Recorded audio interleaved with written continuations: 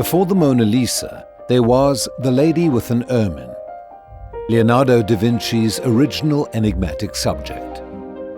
Completed more than a decade before his most famous work, the painting is as inscrutable as it is beautiful. Painted in oil on board circa 1489 to 90, this Renaissance masterpiece measures a modest 54.8 by 40.3 centimeters and today sits in the collection of the National Museum in Krakow, Poland. Also known as Portrait of Cecilia Gallerani, it portrays the mistress of Ludovico Maria Sforza, the future Duke of Milan and da Vinci's patron, the man who would only a few years later commission The Last Supper.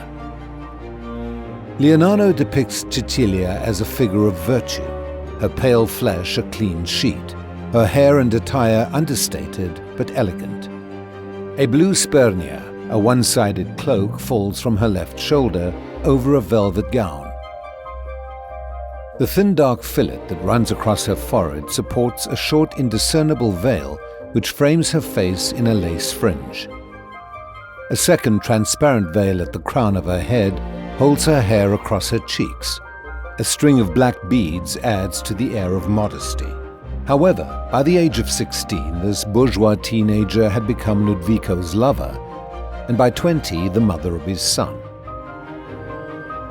A traditional court portrait is here given a literal twist by Cecilia's contrapposto pose. Her body faces to her right while her head turns left towards the light and possibly an unseen third party. A smile dawns on her lips, bringing with it a hint of drama to an otherwise tranquil scene. Cradled in Cecilia's arms, the titular ermine, also known as a stoat or weasel, creates a mirror image. The direction of the creature's gaze, its pale coat, dark eyes and pointed features all reflect aspects of its owner. The ermine also has several possible symbolic meanings.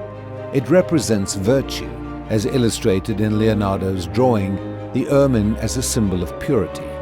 It could also be a reference to Cecilia's maiden name, which is similar to the Greek word for weasel, or indeed Ludovico, who was a member of the Neapolitan Order of the Ermine.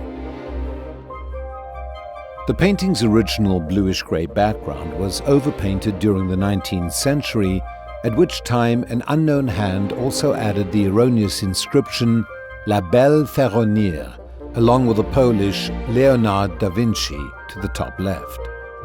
The work has had a tumultuous life following its departure from Milan. It was bought by the Polish nobleman Prince Adam Jerzy Czartoryski in 1798, whose family later loaned it to the Polish state. During the First World War, the picture was moved to Dresden for safekeeping, but it was looted by the Nazis during the Second World War and hidden in a house in Bavaria.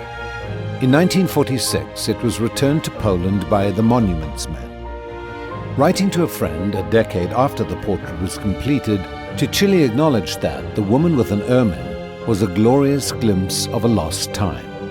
I have since completely changed, she wrote, so much so that if you saw it and me together, there is no one who would judge it meant for me. Yet Leonardo turned the fleeting into something abiding and, in the process, the romantic into the cryptic.